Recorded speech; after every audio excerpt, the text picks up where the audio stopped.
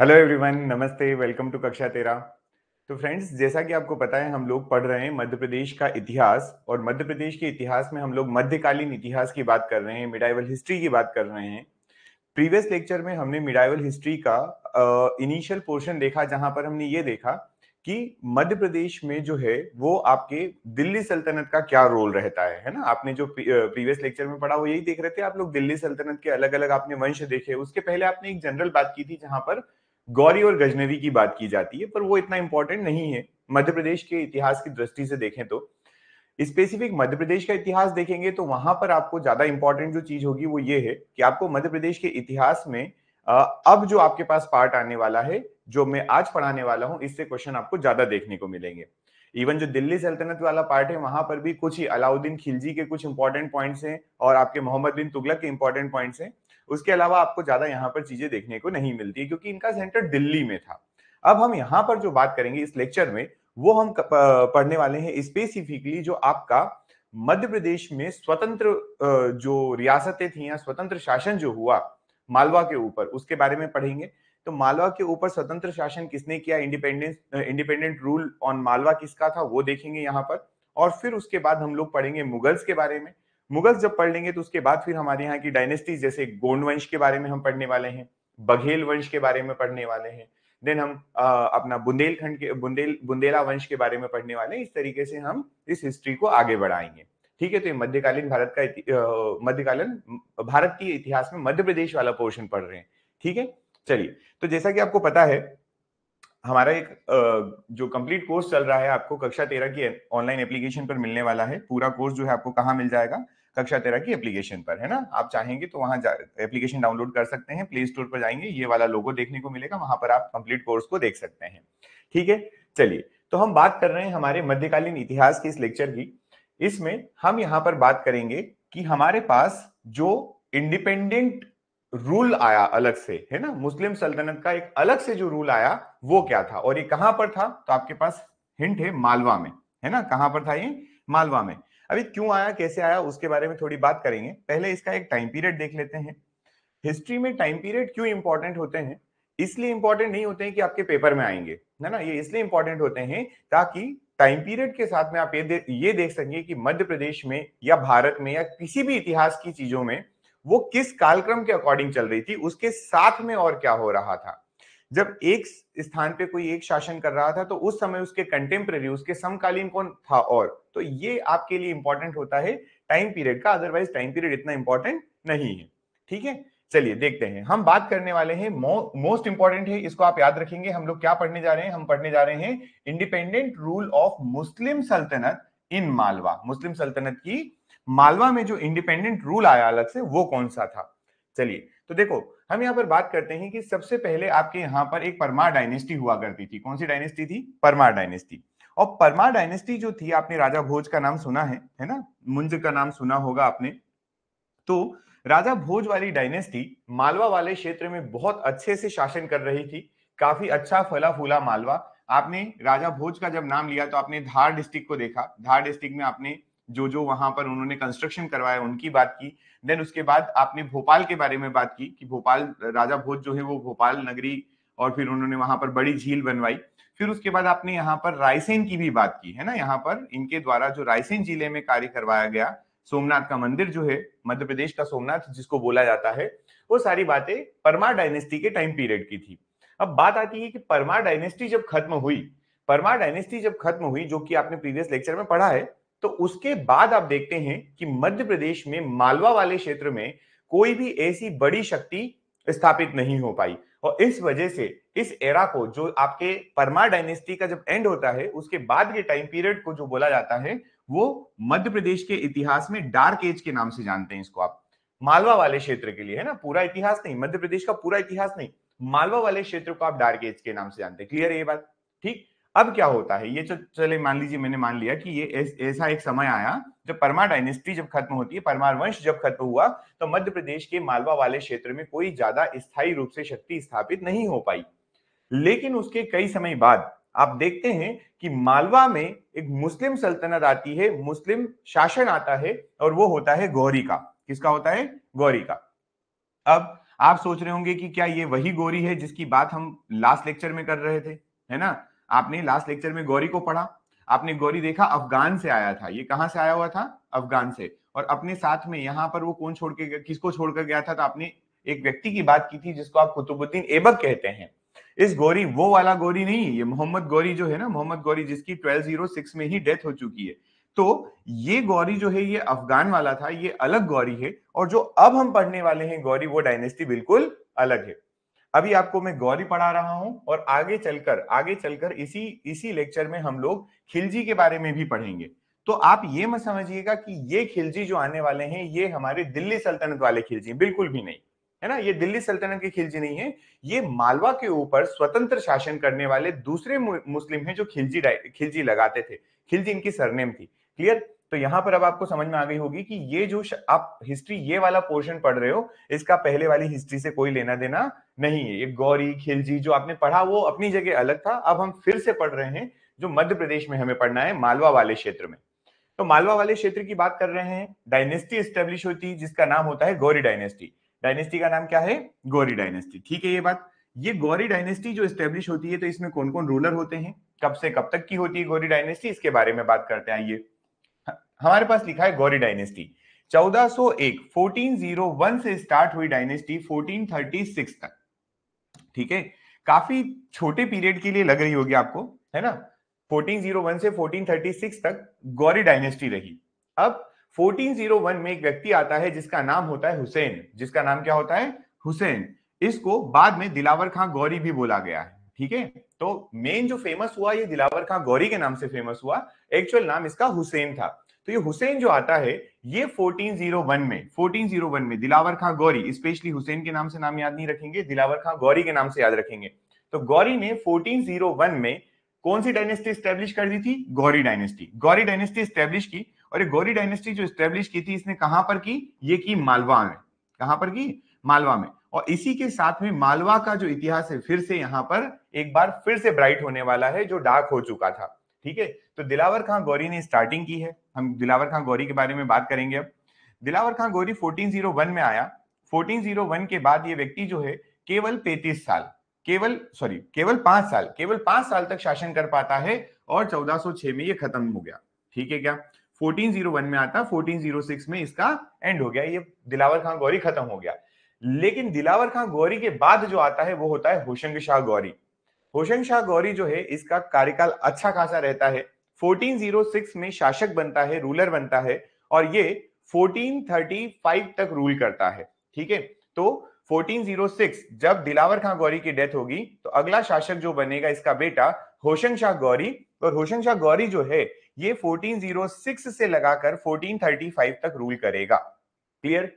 अब यहां पर आप देखेंगे आपको एक नाम भी स्पेशली मिल रहा है। दिलावर खां गौरी जब आया तो उसने उसका नाम आपने हुसैन याद रखा है। तो हुसैन जो है वो दिलावर खां गौरी का नाम था।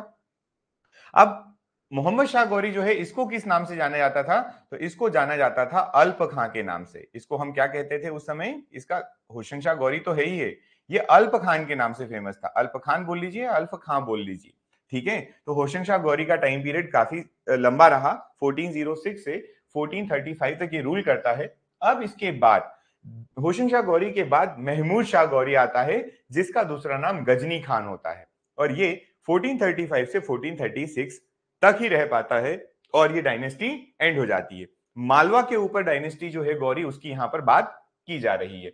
तो वन बाय वन आपके पास तीनों की तीनों शासक जो हैं इनके बारे में यहां पर आपको पढ़ना पड़ेगा। सबसे पहले स्टार्ट करते हैं। पहला जो रूलर है हमारा, पहला जो शासक है वो कौन है? दिलावर खां गौरी। तो दिलावर खां गौरी के बारे में बात करेंगे। आइए, ये दिलावर खां गौरी है, देखिए। चलिए, तो दिलावर खां गौरी देखें। सबसे पहले तो आपको पता होगा, अभी बताया भी आपको, कि मालवा पर जो स्वतंत्र शासन जो स्थापित किया गया था, मालवा पर जो स्वतंत्र शासन स्थापित किया गया था वो किसके द्वारा किया गया? दिलावर खां गौरी के द्वारा किया गया। ठीक है ना? ही इज स्टेब्लिश्ड है, ये ही पब्लिशर लिखा है, ही established.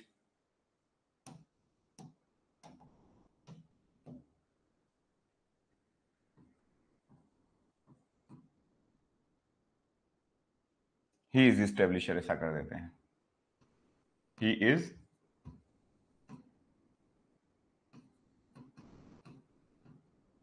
स्टेब्लिशर of Ghori dynasty in Malwa. Malwa के अंदर गौरी डायनेस्टी स्टेब्लिश करने वाला व्यक्ति दिलावर खां गौरी हुआ। ठीक है, चलिए उसके बाद अब देखो, इसको ये दिलावर खां गौरी जो नाम है ना, ये किसने दिया था, दिलावर खान नाम किसने दिया था? तो इसको एक फिरोज शाह तुगलक, मैंने आपको इसका नाम बताया था, मैंने कहा था आप इसको एफएसटी का नाम से याद रखेंगे, एफएसटी, फिरोज शाह तुगलक। ठीक, तो तुगलक डायनेस्टी का, जब भारत में तुगलक डायनेस्टी चल रही थी, भारत में तुगलक वंश चल रहा था दिल्ली सल्तनत के अंतर्गत, तब फिरोज शाह तुगलक आते हैं और फिरोज शाह तुगलक जो है वो इस दिलावर खां गौरी को दिलावर खां बोलते हैं, अदरवाइज इसका नाम हुसैन था, इसका नाम हुसैन था। फिर बात करेंगे कि इसको गवर्नर बनाया गया था मालवा का, और वो किसने बनाया था? तो फिरोज शाह तुगलक के बाद एक आपके पास आता है मोहम्मद शाह तुगलक, एमएसटी, एफएसटी के बाद आता है एमएसटी। तो उस एमएसटी ने जो है इसको मालवा का सूबेदार घोषित कर दिया था, या आप इसको गवर्नर समझ सकते हैं। तो एमएसटी ने इसको मालवा का गवर्नर बनाया, सूबेदार भी बोलते हैं, गवर्नर भी बोलते हैं। ठीक है, अब मोहम्मद शाह तुगलक तो बनाता है, लेकिन उसके बाद उसका सक्सेसर जो होता है वो नासिरुद्दीन महमूद होता है। कौन होता है? नासिरुद्दीन मोहम्मद। अब ये जो आपका दिलावर खां गौरी है, ये बड़ा शातिर होता है।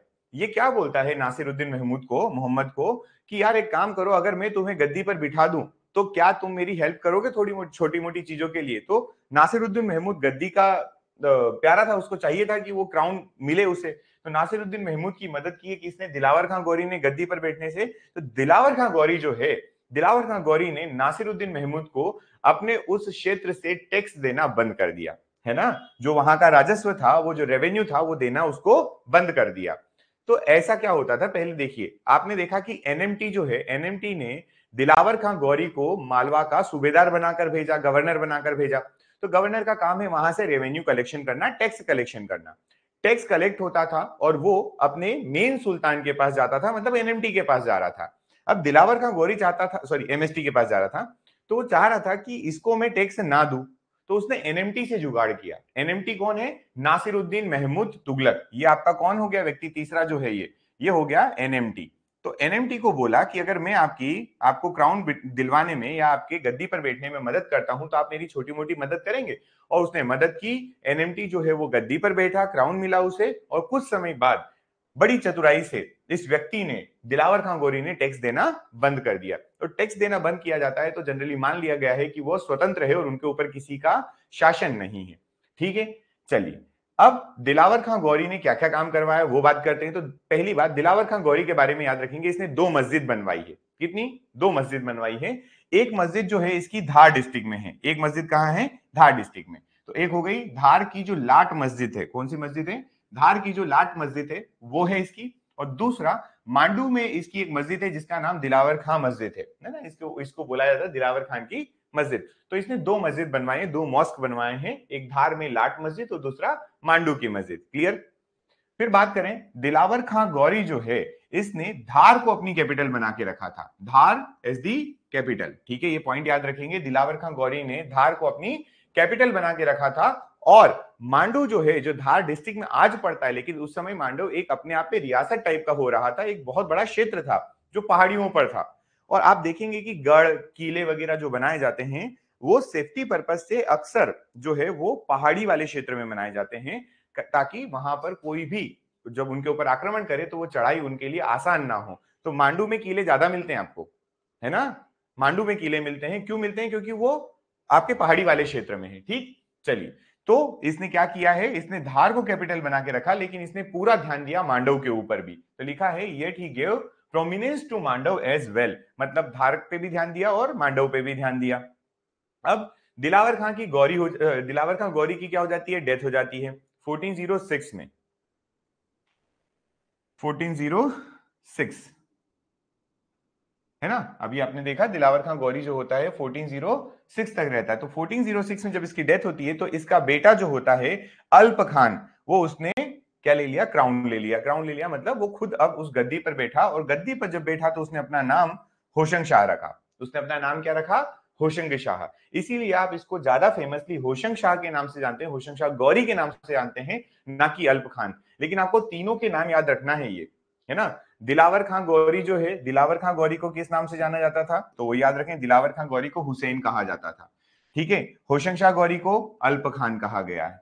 है ना, ओरिजिनल नाम इनका ये था। और मोहम्मद शाह गौरी जो है इसको गजनी खान, तो ये नाम याद रखना पड़ेंगे, सेकंड जो नाम है ना पीछे ये भी, ठीक है। यहां तक क्लियर। अब हम पढ़ेंगे होशंग शाह गौरी के बारे में।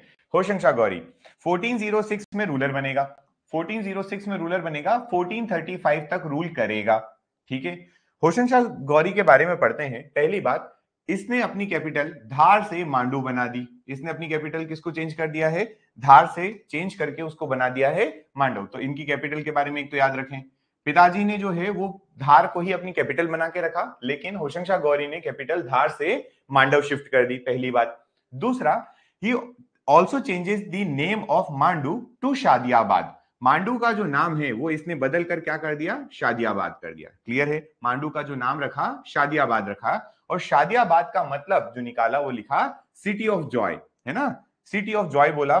ये जो मांडू का जो नया नाम रखा था शादियाबाद, ठीक है, इसको बोला गया सिटी ऑफ जॉय। तो क्वेश्चन ये भी आता है, बताइए मध्य प्रदेश का कौन सा शहर जो है उसे सिटी ऑफ जॉय के नाम से जाना जाता है। तो याद रखना वो मांडू को जाना जाता है। किसको जाना जाता है, मांडू को बोलते हैं सिटी ऑफ जॉय। क्लियर। चलिए, अब he is considered as the real founder of the Malwa dynasty. कोई फर्क नहीं पड़ता मालवा सल्तनत का कौन रियल फाउंडर है, हमने दिलावर खां गौरी, होशंग शाह गौरी और हमारा जो आखिरी रूलर है उसके बारे में हमें पढ़ना है, यहाँ पर बाकी किसी से कोई मतलब नहीं है। चलिए, he changes the name of Narmadapuram to Hoshangabad. ये भी आप सभी लोगों को पता है, क्योंकि मैं इसके बारे में आपको प्रीवियस जो हमारे प्रैक्टिस सेशन है उसमें भी कई बार मैं करवा चुका हूं, नर्मदापुरम नर्मदापुरम नर्मदापुरम, है ना। तब मैंने आपको इसकी हिस्ट्री बताई थी, मैंने कहा था एमपी में हम लोग पढ़ेंगे। तो होशंग शाह गौरी ने काम किया था कि नर्मदापुरम जो है उसका नाम क्या रख दिया था, होशंगाबाद रख दिया था, ठीक है, अपने नाम के ऊपर। होशंग शाह गौरी है तो होशंगाबाद रख दिया, ठीक। अब he started the construction of Ashrafi महल। अशरफी महल की जो शुरुआत है, कंस्ट्रक्शन जो किया स्टार्ट किया गया वो किसने किया था, तो अशरफी महल बनवाने की शुरुआत की थी होशंग शाह गौरी ने। ये पॉइंट भी यहां से आपको याद रखना है, ठीक है। इतना ये होशंग शाह गौरी हुआ। अब आगे बढ़ते हैं थोड़ा और।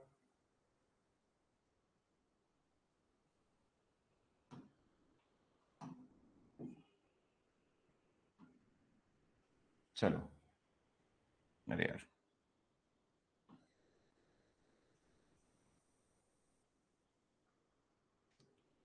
अब आते हैं कुछ इसके अटैक्स वगैरह को देखते हैं, क्या किया इसने, कैसे किया है। देखो, हम लोग बात कर रहे हैं जब ये 1406 में रूलर बना, उसके बाद अगले साल 1407 में इसने गुजरात के ऊपर अटैक किया, और मुजफ्फर शाह, नाम क्या दिया गया है यहाँ पर देखिए, मुजफ्फर शाह। मुजफ्फर शाह पे अटैक करता है, लेकिन दिक्कत ये है कि मुजफ्फर शाह इसी को बंदी बना लेता है। होशंग शाह गौरी जो है, होशंग शाह गौरी एक तरीके से किसके ऊपर अटैक कर रहा है, गुजरात के मुजफ्फर शाह पर अटैक करता है, लेकिन मुजफ्फर शाह इसको बंदी बना लेता है। होशंग शाह गौरी जैसे तैसे करके वहां से भाग पाता है, मतलब हो जाता है सफल भागने में, लेकिन बड़ी मुश्किल से वहां से भाग पाता है, ये पहली चीज। फिर इसके बाद इसने अटैक किया 1420 में, 1420 में, ठीक है। इसने जाजनगर पर अटैक किया था, और वो जाजनगर पे जो अटैक किया गया था वो किया गया था फॉर एलिफेंट्स। किसके लिए किया गया था, एलिफेंट्स, मतलब हाथियों को, हाथियों के लिए इसने अटैक करता है ये, ठीक है, क्लियर। और इसने कैप्चर कर लिया खेरला को, खेरला एक क्षेत्र है उसको इसने कैप्चर कर लिया। कैसे याद रखेंगे इसको, देखो, होशंग शाह गौरी को लुटेरा माना गया है, इसको डाकू माना गया, लुटेरा माना गया है। तो हाथी लूटने के लिए इसने क्या किया था 1420 में, 420, एक नंबर का 420 व्यक्ति, ऐसा याद रखो। 420 लिखा ना 1420, तो आपको ये भी याद हो जाएगा यहां से कि 420 1420 जो है, 1420 में 420 रखो। व्यक्ति कौन है, होशंग शाह गौरी है। जाजनगर पर आक्रमण करता है चुराने के लिए हाथी। 1407 में जैसे ही रूलर बना था, अगले ही साल इसने गुजरात पर आक्रमण किया, मुजफ्फर शाह पर, मुजफ्फर शाह ने इसको बंदी बना लिया। अब इसने जो है जामी मस्जिद बनवाई। अगला इंपॉर्टेंट पॉइंट जो आपका यहां से निकल के आ रहा है, इसने जामी मस्जिद का निर्माण करवाया, ठीक है। अब जामी मस्जिद का जो निर्माण इसने करवाया था वो महमूद फर्स्ट द्वारा उसको लेड किया गया था, मतलब जो फाउंडेशन है वो महमूद फर्स्ट ने रखा था, इसने उसको कंस्ट्रक्ट करवाया था। फिर हम बात करेंगे हिज मकबरा। मकबरा मतलब इसका खुद का मकबरा जो है वो मांडव में है। कहां पर है, होशंग शाह का मकबरा जो है वो मांडव में है, और इसको हम लोग मध्य प्रदेश का ताजमहल कहते हैं। क्या कहते हैं, ताजमहल ऑफ मध्य प्रदेश। ताजमहल ऑफ मध्य प्रदेश क्यों कहा जाता है, क्योंकि ये जो है ये फर्स्ट मार्बल बिल्डिंग है इंडिया की, है ना। फर्स्ट मार्बल बिल्डिंग जो है वो इंडिया की ये वाली है, कौन सी आपकी, जो मकबरा बनाया गया है किसका? होशंग शाह गौरी का। 2 पॉइंट याद रख लेना, यहां से मैं बता देता हूं डायरेक्टली आपको, पेपर में जो आपके आएगा वो इस तरीके से आता है, ठीक है। होशंग शाह गौरी कौन है? होशंग शाह जो है ना, इसका ओरिजिनल नाम जो है वो अल्प खान था। क्या नाम था इसका? अल्प खान, पहली एक चीज, ठीक। इसके बाद आप इसके बारे में याद रखें, होशंग शाह जो है, इसने, इसका जो मकबरा है, मकबरा जो है इसका वो कहां है? तो आप कहेंगे कि ये मांडव में है, ठीक है। मकबरा जो है वो कहां है? मांडू में है, पहली चीज। दूसरा, ये किसका बना हुआ है? तो ये बना हुआ है संगमरमर का। किसका बना है? संगमरमर, ठीक। तो ये पॉइंट याद रखना कि भारत में अगर संगमरमर की पहली कोई बिल्डिंग बनाई गई, संगमरमर का पहला कुछ बनाया गया, तो वो बनाया गया था कि पहली इमारत, ठीक है, वो बनाई गई थी इसके समाधि के लिए। और एक पॉइंट और याद रखने चलिए यहां से, कि ये जो इमारत बनाई गई थी, ये जो इमारत बनाई गई थी, ये पर्शियन कला के लिए फेमस थी। पर्शियन कला है ना, पर्शियन आर्ट, कला के लिए, या कला में लिख देता हूं मैं डायरेक्ट, पर्शियन कला में बनी हुई थी, है ना, जिसको आप फारसी भी बोल देते, फारसी कला या पर्शियन कला में बनी हुई थी संगमरमर की इमारत। आज भी है, अगर आप देखेंगे तो आपको ये बिल्डिंग बिल्कुल मिलेगी वहां पर, ठीक। चलिए, अब इसके बाद आता है महमूद शाह गौरी, तीसरा महमूद शाह गौरी, ठीक है। अब महमूद शाह गौरी जो है, ये केवल 1 साल रूल कर पाता है। कितना? 1 साल, 1435 टू 1436, जैसा कि हमने यहां पर भी बताया था। ये महमूद शाह गौरी जो है 1435 टू 1436 तक रूल करता है ना। चलिए, अब ये कैसा था? ये था तानाशाह, ऑटोक्रेटिक था ये व्यक्ति, है ना, ऑटोक्रेटिक, और ये अपनी खुद की चलाने वाला में से था। तो इस व्यक्ति को जो है, ये होशंग शाह का बेटा है, ऑटोक्रेटिक था, मतलब तानाशाह था, और सुनता नहीं था किसी की, ठीक है। चलिए, अच्छी बात है, कोई बात नहीं, आगे देखते हैं। Sit on the throne 2 days after the death of his father.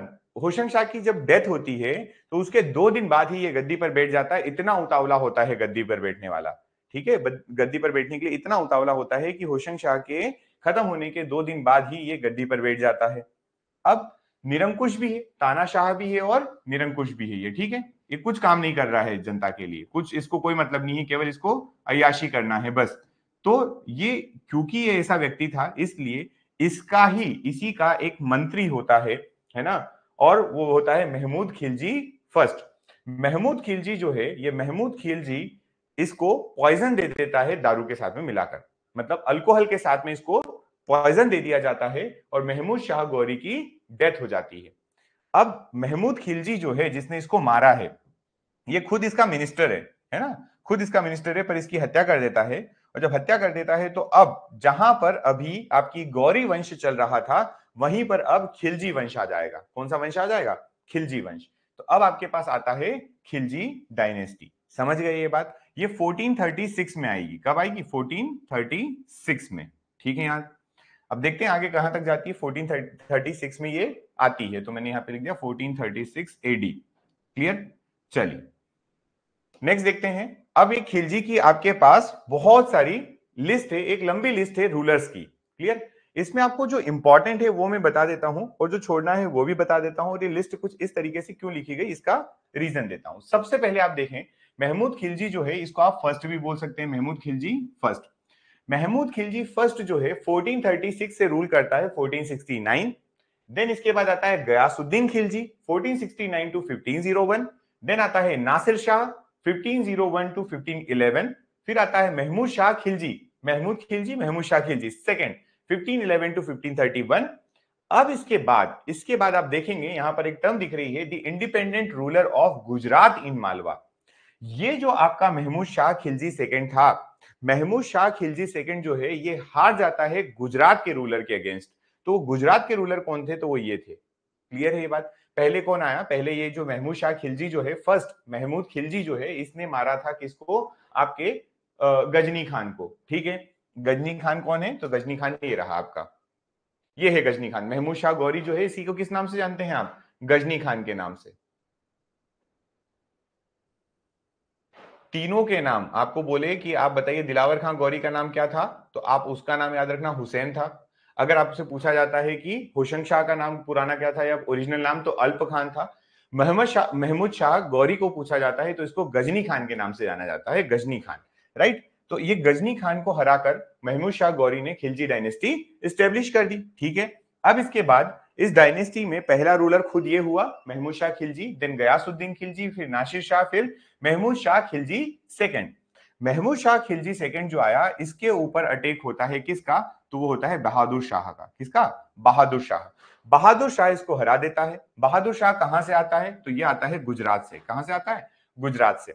Gujarat से आया, महमूद शाह खिलजी को हराया, तो अब रूल जो आएगा वो किसका आ जाएगा, अब वो बहादुर शाह का आएगा, लेकिन डायनेस्टी सेम चल रही है, ठीक है, डायनेस्टी वही चलेगी, खिलजी डायनेस्टी। फिर आता है कादिर शाह, फिर शुजायत खान और फिर बाज बहादुर, ठीक है। तो यहां से आपको ऊपर के देखो, पहला तो ये याद रखना पड़ेगा कि किसने स्टेब्लिश की है, और आखिरी रूलर बहुत इंपॉर्टेंट है, बाज बहादुर। तो इनके बारे में आपको याद रखना है।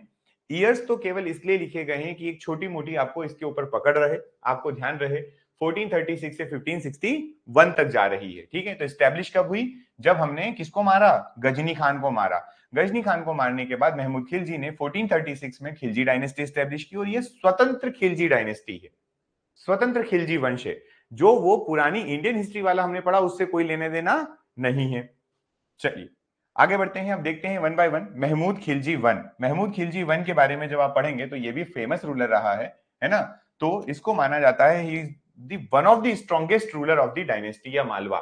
Mahmood Khilji first, he was one of the strongest ruler of Malwa and the established and the establisher of Khilji dynasty in Malwa. इसी व्यक्ति ने जो है खिलजी डायनेस्टी की भी इस्टेब्लिशमेंट की है मालवा में, और ये one of the strongest ruler है मालवा का, ठीक है। अच्छी बात है, चलिए अगला देखते हैं। लगभग लगभग इसने हर साल युद्ध किया, कोई बड़ी बात नहीं। 1442 में, कब? 1442 में ही अटैक्ड ऑन चित्तौड़। याद रखना, इंपॉर्टेंट है, बहुत ज्यादा इंपॉर्टेंट है ये पॉइंट। महमूद खिलजी फर्स्ट चित्तौड़गढ़ पर अटैक करता है ना। चित्तौड़गढ़ तो बाद में बना, मतलब चित्तौड़गढ़ मतलब चित्तौड़ वाले एरिया पर अटैक करता है, और वहां पर राणा कुंभा होते हैं।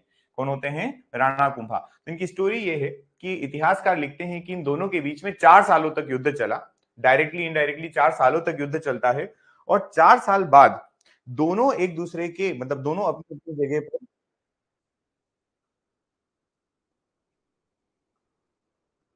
1 सेकेंड।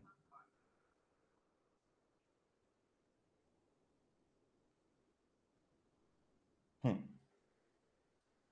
ठीक है। हेलो, आ रही आवाज?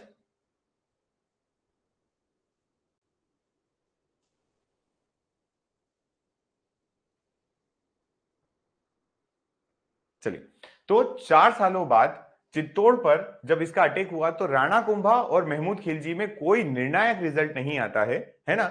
और ये दोनों अपने आप को विक्टर मान लेते हैं, दोनों अपने आप को विजेता समझ लेते हैं, ठीक है। तो दोनों जब अपने आप को विजेता समझते हैं तो अपने अपने क्षेत्रों में जाकर ये विजय स्तंभ या कीर्ति स्तंभ बनवाते हैं। क्या बनवाते हैं? विजय स्तंभ या कीर्ति स्तंभ या विक्ट्री पिलर। इसको आप विक्ट्री पिलर कहिए, विजय स्तंभ कहिए, कीर्ति स्तंभ कहिए, कुछ भी कहिए, ये बनवाते हैं। राणा कुंभा जो है, ये लिखा है मैंने नीचे, both ruler constructed victory pillars और विजय स्तंभ। ऊपर भी वही बात लिखी 1442। इसको मैं थोड़ा डिफरेंशिएट कर देता हूं ताकि आपको एक बात ध्यान रहे। 1442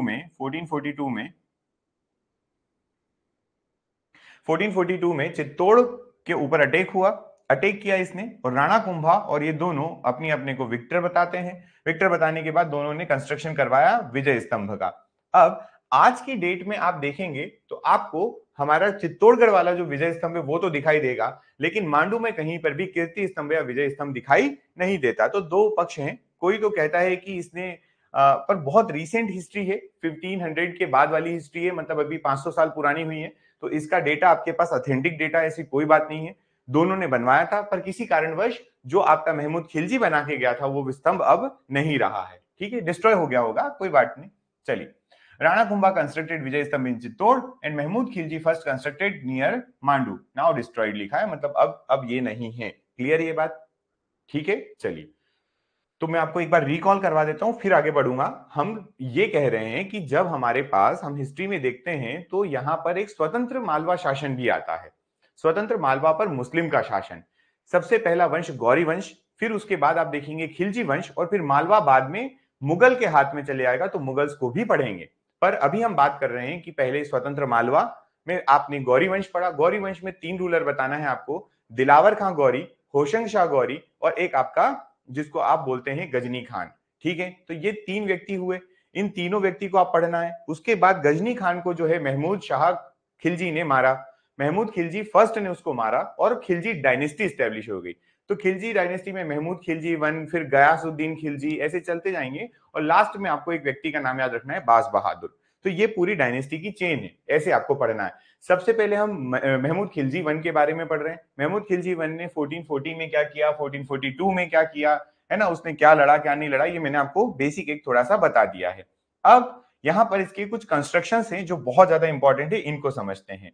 तो आपको यहां पर एक चीज याद रखना है कि है ये खिलजी डायनेस्टी का, किसका, खिलजी वंश का है। इसने खुद ने ही लड़ झगड़ कर मार कर राजा को खिलजी वंश स्थापित किया है। खिलजी वंश तो इसका है, लेकिन एक बात यहां से थी कि खिलजी वंश स्थापित करने के बावजूद इस व्यक्ति का होशंग शाह के प्रति जो है वो सम्मान रहा, और इसने होशंग शाह का मकबरा बनवाया। तो होशंग शाह का मकबरा अगर आपसे क्वेश्चन पूछा जाता है कि किसने बनवाया, तो मोस्ट इंपॉर्टेंट बात है, होशंग शाह का मकबरा उसके बेटे ने नहीं, महमूद खिलजी ने बनवाया था, जबकि होशंग शाह गौरी डायनेस्टी का व्यक्ति था। ठीक है, चलिए, तो पहली तो हो गई, होशंग शाह का मकबरा किसने बनवाया, महमूद खिलजी वन ने बनवाया। जामी मस्जिद किसने बनवाई, इसी ने बनवाई। कुशाक महल चंदेरी का किसने बनवाया, इसी ने बनवाया। मुस्तफाबाद सिटी गेग्रॉन में राजस्थान में किसने, इसी ने स्टैब्लिश की, और इसी ने कंस्ट्रक्शन कंप्लीट करवाया था अशरफी महल का। इसलिए ये जो पॉइंट यहां पर लिखा था, मुझे ये आया ही था, अशरफी महल जहां लिखा था, यहां पर एक चीज आपको ध्यान देना है कि ये जो है, इसने केवल इसने केवल क्या किया था, फाउंडेशन लेड किया था बाय हिम,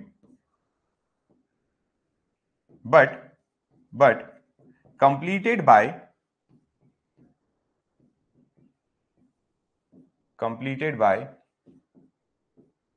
महमूद खिलजी, महमूद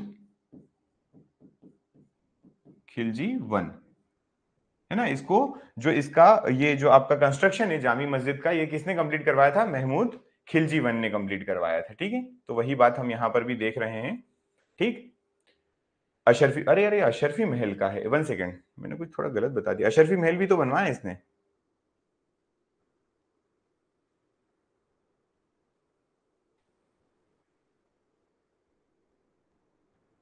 एक सेकेंड, हाँ, होशंग शाह मकबरा, होशंग शाह जो है ना, इसके बाद की बात है। 1 सेकेंड यार, ये पॉइंट जो है इसको आप एज इट इज रखें। ही constructed Jami Masjid, foundation laid by Mahmud one. ऐसा कैसे हो सकता है, महमूद पहले आ गया और इसने बाद में वो किया हो। 1 सेकेंड, ये 1500 के बाद है, और जामी मस्जिद की नींव रखी है। ठीक है, इसने केवल जामी मस्जिद की नींव रखी है, इसको इसको भी आपको थोड़ा करेक्ट करना पड़ेगा, इसको हटा दो, और यहां से आप याद रखें केवल हिम। ठीक है, और ये जो लिखा है यहां पर कि इसने अशरफी महल का जो कंस्ट्रक्शन स्टार्ट करवाया था, अशरफी महल का कंस्ट्रक्शन कंप्लीट करवाया था महमूद खिलजी वन ने। ठीक है, महमूद खिलजी वन ने अशरफी महल का कंस्ट्रक्शन कंप्लीट करवाया था, अशरफी महल। ठीक, बढ़े आगे, ये कुशाक महल याद रखें, होशंग शाह का मकबरा इंपॉर्टेंट है, ये याद रखें कि मकबरा किसने बनवाया था होशंग शाह का, तो वो बनवाया था महमूद खिलजी वन ने। अब देखते हैं हम लोग गयासुद्दीन खिलजी को, है ना। गयासुद्दीन खिलजी जो है, इसको गियात शाह के नाम से जाना जाता था, इसको गियात शाह बोला गया, गियात, गियात शाह। ठीक, क्लियर। ठीक, महमूद खिलजी का बेटा होता है, बनता है, इसने कंस्ट्रक्शन में जहाज महल, हिंडोला महल, चंपा बावड़ी, ये तीनों याद रखेंगे। मांडू में आपको मिलने वाले हैं जहाज महल, है ना, दूसरा हिंडोला महल, और फिर चंपा बावड़ी किसने बनवाई, गियात शाह ने या गयासुद्दीन खिलजी ने, जो महमूद खिलजी वन का बेटा है। ठीक है, फिर देखते हैं आगे। According to historians he has 16,000 female servants, मतलब इसने 16,000 दासी रखी हुई थी, 16,000 बंधुआ महिलाएं रखी हुई थी इसके यहाँ पर, जो ये इथोपिया और टर्की से लेकर आया था। ठीक है, वहां की महिलाएं थी, बॉन्ड विमेन्स बोला जाता है इनको, फीमेल सर्वेंट को। 16,000 दासियां, 16,000 महिलाएं अपने पास रखा, ऐसा इसके बारे में हिस्टोरियंस बताते हैं। किसके बारे में? गियाथ शाह के बारे में या गयासुद्दीन खिलजी के बारे में। इसने मेदिनी राय को चंदेरी का गवर्नर बनाया। मोस्ट इंपॉर्टेंट पॉइंट, ठीक है, क्योंकि यहां से मेदिनी राय पिक्चर में आ रहा है ना, मेदिनी राय पिक्चर में आ रहा है, और आगे चलकर यही व्यक्ति जो है वो लड़ेगा भी बाबर से, ठीक है। तो मेदिनी राय जो है, मेदिनी राय को इसने क्या बनाया था? चंदेरी का गवर्नर बनाया था। क्लियर है ये बात? मेदिनी राय को चंदेरी का गवर्नर किसने डिक्लेयर किया था गवर्नर? तो वो गियाथ शाह ने किया था। ठीक, चलिए आगे बढ़ते हैं, नेक्स्ट देखते हैं। अब नासिर शाह, अगला कौन है? नासिर शाह। नासिर शाह जो है ये गियाथ शाह का बेटा होता है, गियासुद्दीन तुगलक, गियासुद्दीन खिलजी का बेटा होता है, ठीक है, गियासुद्दीन खिलजी का बेटा। इसने कालिया देह पैलेस बनवाया है। इंपॉर्टेंट पॉइंट, इसने क्या बनवाया है? कालिया देह पैलेस, ठीक है। किसने बनवाया है ये? तो ये बनवाया है आपके व्यक्ति जिसका नाम गियाथ शाह है, गयासुद्दीन खिलजी ने। फिर आप बात करेंगे, बीच में ये डेश डेश करने का मतलब है इनके सारे कोई रूलर जो बीच में आ रहे हैं उनको हम पढ़ नहीं रहे। रीजन क्या है नहीं पढ़ने का? कि इतने ज्यादा इंपॉर्टेंट वो है नहीं। तो बाज बहादुर, अगला कौन है? बाज बहादुर। बीच के शासक में छोड़ रहा हूं क्योंकि वो इंपॉर्टेंट नहीं है। बाज बहादुर की बात करेंगे। बाज बहादुर बहुत इंपॉर्टेंट है। बाज बहादुर के बारे में देखिए जरा। बाज बहादुर जो है ये 1556 में रूलर बनता है और 1561 तक रह पाता है। कुछ ट्रेजेडी है ना, और कुछ बातें हैं इसकी। देखते हैं क्या क्या हुआ इसके साथ। पहली बात, इसका ओरिजिनल नाम जो था, इसका ओरिजिनल नाम था मियां बायजिद खान। क्या नाम था? मियां बायजिद खान। मैं बता देता हूं इसको लिखकर, इसका नाम था मियां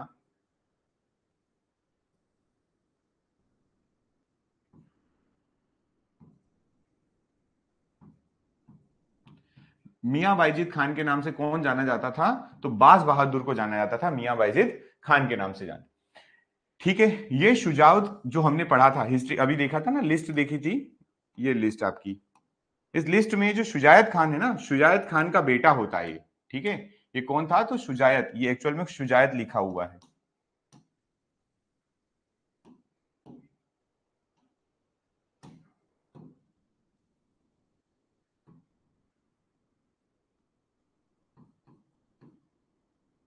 ठीक है, ये भी रूलर होता है अगली बार में। शुजायत खान भी रूलर होता है और उसका बेटा जो है बाज बहादुर वो भी रूलर बनता है। ठीक, चलिए। He attacked on Rani Durgavati but lost to her. यहां से इंपॉर्टेंट पॉइंट है, याद रखना, इसने रानी दुर्गावती के ऊपर अटैक किया था। रानी दुर्गावती पे अटैक किया और ये युद्ध करना चाह रहा था कि मैं जीत जाऊंगा शायद, लेकिन रानी दुर्गावती ने इसको हरा दिया। तो एक तो इसकी इंसल्ट यहां से हुई। तो कई बार ऐसा बोला जाता है, दो चीजें हैं। एक तो इसने एक महिला पर हमला किया, गढ़कालिका गढ़मंडला की शासिका थी रानी दुर्गावती के बारे में डिटेल करेंगे अभी अपन। इनके ऊपर अटैक करने की कोशिश की लेकिन फेल हुआ, एक दिक्कत वहां से हुई। तो बोलते हैं कि रानी से हारने के बाद या महिला से हारने के बाद इसने युद्ध लड़ना छोड़ दिया था। एक कुछ इतिहासकार ऐसा बोलते हैं, लेकिन कुछ इतिहासकार कुछ और ही मानते हैं। भाई साहब, बाज बहादुर का नाम आए तो रानी रूपमती का नाम ना आए, ऐसा हो नहीं सकता है। दूसरा, जब बाज बहादुर की बात आती है तो मालवा के इस मांडू वाले क्षेत्र की जो उस समय की प्रेम प्रसंग की गाथाएं जो हैं, वो बड़ी बड़ी गाथाएं आपको देखने को सुनने को मिलती हैं। तो इस व्यक्ति का, बाज बहादुर का, एक अफेयर जो बहुत ही फेमस हुआ, एक महिला जो इसको पसंद आई, नाम था उनका रानी रूपमती। रूपमती नाम था, है ना। स्पेलिंग में रूपमती लिखा है, कहीं कहीं जगह आपको ऐसा मिलेगा रूपमती, है ना। ये आप कंफ्यूज नहीं होइएगा, वो ये वही रूपमती है ना, दोनों में से जो लिख लें, रूपमती। रूपमती से शादी की। क्या होता है, रूपमती गाना गाती है और ये खुद संगीत प्रेमी था, तो इसको रूपमती बहुत पसंद आ जाती है। शादी करता है, और जब रानी रूपमती से शादी कर लेता है तो इसने फिर मिलिट्री इन्वेजन, मतलब इसने जो आक्रमण करना और अपने शासन की वृद्धि करना, एक्सपांड करना, सब छोड़ दिया था, ऐसा माना जाता है। दोनों चीजें, मैंने बोला पहले कि रानी दुर्गावती से हारने के बाद इसने शर्मिंदगी में लड़ना छोड़ा, या फिर इसको रानी रूपमती पसंद आ गई, शादी की, शादी करने के बाद इसने युद्ध करना छोड़ दिया। इसने युद्ध करना छोड़ा था, सामने वाला नहीं रुकेगा। अब यहां पर होती है गड़बड़। गड़बड़ ये होती है कि एक व्यक्ति होता है जिसका नाम होता है आदम खान। क्या नाम होता है? आदम खान। ठीक, ये आदम खान जो है, आदम खान और एक और व्यक्ति है आसफ खान। ठीक, ये दो व्यक्ति होते हैं, आदम खान और आसफ खान। ये दोनों की दोनों जो हैं वो ये होते हैं अकबर के सेनापति। ये क्या होते हैं? अकबर के सेनापति। इनको दो युद्ध लड़ने भेजा जाता है। कौन कौन से? एक लड़ना था इस होशंग, सॉरी, आपके बाज बहादुर के खिलाफ, और दूसरा लड़ना था रानी दुर्गावती के खिलाफ। होता यह है कि आदम खान लड़ता है बाज बहादुर के अगेंस्ट। आदम खान जब बाज बहादुर के अगेंस्ट लड़ता है तो बाज बहादुर युद्ध में हार जाता है। इंपॉर्टेंट है, बात समझिएगा, बाज बहादुर युद्ध में हार जाता है। जब ये युद्ध में हारता है तो अब जब ये बात रानी को पता चली, मतलब रानी रूपमती को पता चली, तो रानी रूपमती ने कई जगह अलग अलग चीजें हैं। कोई बोलते हैं कि उन्होंने हीरा निगल लिया था तो उनकी डेथ हो गई जहर से, पॉइजन से। कोई बोलते हैं अलग पॉइजन खाया था। कोई कहते हैं कि उन्होंने सुसाइड कमिट किया था, जोहर किया था। तो ऐसे कई सारे रीजन है, लेकिन ये फैक्ट है कि जब ये पता चला कि युद्ध में बाज बहादुर हार चुका है तो रानी रूपमती ने खुद के प्राण त्याग दिए थे, वो खत्म हो गई थी। क्लियर ये बात? अब वो जब खत्म हुई तो उस समय तो ये ठीक था, लेकिन ये जो बाज बहादुर है ये भाग चुका था उस समय तक बुरहानपुर। किधर चले गया था? बुरहानपुर में एक राजा के शरण में कि मुझे बचा लो, है ना, भाग के वहां से युद्ध से भाग के चले गया था। ठीक है, रानी रूपमती खत्म हो चुकी है, रानी रूपमती की डेथ हो गई है। अब बाज बहादुर कहां जा चुका है? आपके बुरहानपुर वाले क्षेत्र में। ठीक है, तो यहां पर लिखा हुआ है आपके पास। अब देखो, दो तीन चीजें और इनकी है, वो भी पढ़ते हैं। इन्होंने, बाज बहादुर ने कई सारे राग को जन्म दिया है, जैसे मालवी राग और गुजरी राग। मालवी राग और गुजरी राग ये किसने बनाए हैं, या ये किसने वो किए हैं, डिराइव किए हैं? तो ये किए हैं आपके बाज बहादुर ने। ठीक है, संगीत प्रेमी तो है ही। और इसने क्या क्या बनवाया है? तो इसने फोर्ट बनवाया है, इसने किला बनवाया है रानी रूपमती के लिए, रूपमती महल, रानी रूपमती महल और रेवा कुंड। ठीक है, ऐसा माना जाता था कि रानी रूपमती जो है वो रेवा कुंड या सुबह जो देवी नर्मदा देवी जो है उनके दर्शन करने के बाद ही जो है वो खान पान या खाना पीने का जो भी है उनका वो करती थी। बिना नर्मदा दर्शन के वो ये नहीं करती थी। तो इसने रेवा कुंड भी बनवाया और रानी रूपमती महल भी बनवाया। ठीक है, चलिए, आज भी आप रानी रूपमती महल देखने जा सकते हैं, मांडू में बिल्कुल आपको मिलेगा, कोई दिक्कत नहीं है। अब यहां पर आपको इसके थोड़े से हम कुछ वॉर वगैरह के बारे में बताते हैं, जैसे 1561 में क्या हुआ। 1561 में इसके इसके अगेंस्ट लड़ाई जा रही है, जिसको हम बोलते हैं बैटल ऑफ सारंगपुर। क्या बोला जाता है इसे? Battle of Sarangpur. ये बैटल ऑफ सारंगपुर होता है जिसमें बाज बहादुर को लड़ना पड़ता है। और वो किसके अगेंस्ट लड़ना पड़ता है? तो लड़ना पड़ता है आदम खान के अगेंस्ट। किसके अगेंस्ट? आदम खान। ठीक है, ये मिलिट्री जनरल होता है अकबर का। ये मैंने अभी आपको बताया रिसेंटली चीज कि ये मिलिट्री जनरल होता है अकबर का, आता है, लड़ता है। और 1561 के इस सारंगपुर के युद्ध में, 1561 के सारंगपुर के युद्ध में बाज बहादुर को हार मिलती है, वो भाग जाता है और उदय सिंह के पास जाता है। ये आपके बुरहानपुर के उदय सिंह के पास। ठीक है, रानी रूपमती ने पॉइजन ले लिया और उनकी डेथ हो गई। अब ये बात जब हुई तो सुनिएगा, इस व्यक्ति को जब पता चला, पहले तो होता यह है कि इसने क्या किया था, इसने अधीनता स्वीकार कर ली थी, इसने अकबर की अधीनता स्वीकार कर ली। अब देखो, भागा हुआ है, खुद का शासन जा चुका है, रानी रूपमती खत्म हो चुकी हैं, तो इस व्यक्ति ने अकबर की अधीनता स्वीकार कर ली थी। और अकबर के अधीन जो राजा या जो बड़े व्यक्ति होते थे, जो उसके क्लोज होते थे, है ना, उन लोगों को वो मनसब देता था। क्या देता था? मनसब। तो इसे 2000 की मनसब मिली हुई थी, कैटेगरी थी। अकबर के टाइम पे अलग अलग कैटेगरी थी, है ना, कि इतना पैसा इस व्यक्ति को, उसके बेटे को इतना पैसा, उनके मंत्रियों को इतना पैसा। वो पैसा मतलब मनसब। ठीक है, चलिए, अब उसके बाद इसने क्या किया, इसने रानी रूपमती की कब्र पर गया और रानी रूपमती की कब्र पर बोला जाता है कि ये सर पीट पीट कर वहां पर खत्म हो जाता है, इसकी मृत्यु हो जाती है।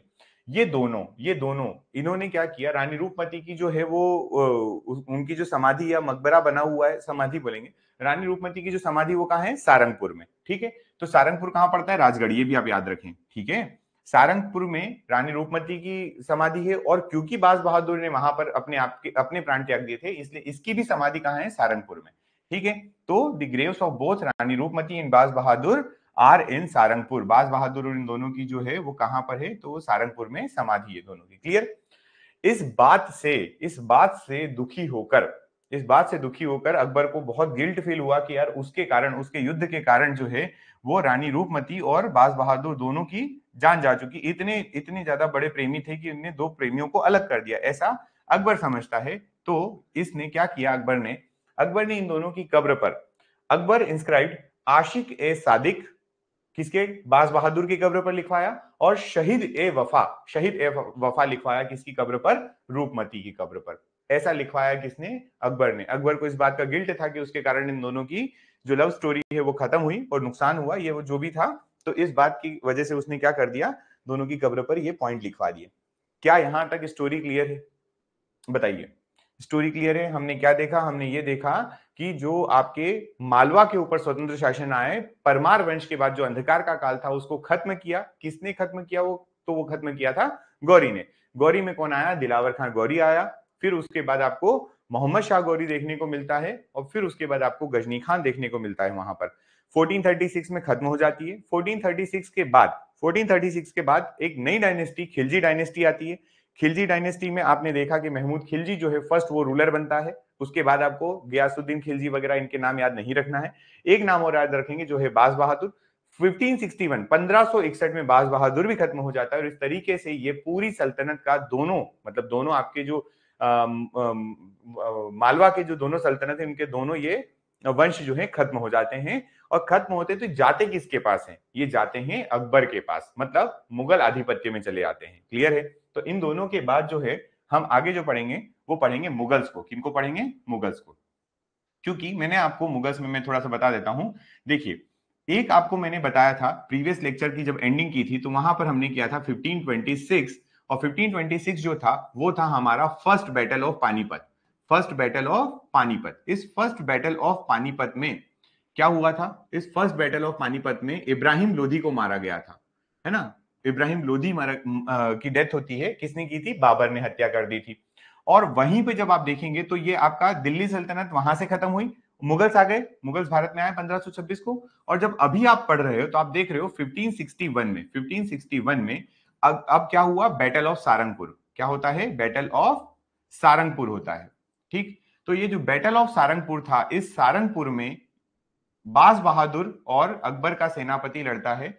और इसमें बाज बहादुर अपना क्षेत्र छोड़कर जाता है तो पूरा क्षेत्र जो है वो किसके पास आ जाएगा? वो आ जाएगा अकबर के पास। इसलिए आप देखेंगे कि इस क्षेत्र में आपके मालवा के क्षेत्र में भी अब मुगल आधिपत्य आने वाला है। मध्य प्रदेश में मुगलों की सत्ता और ज्यादा स्ट्रांग होने वाली है।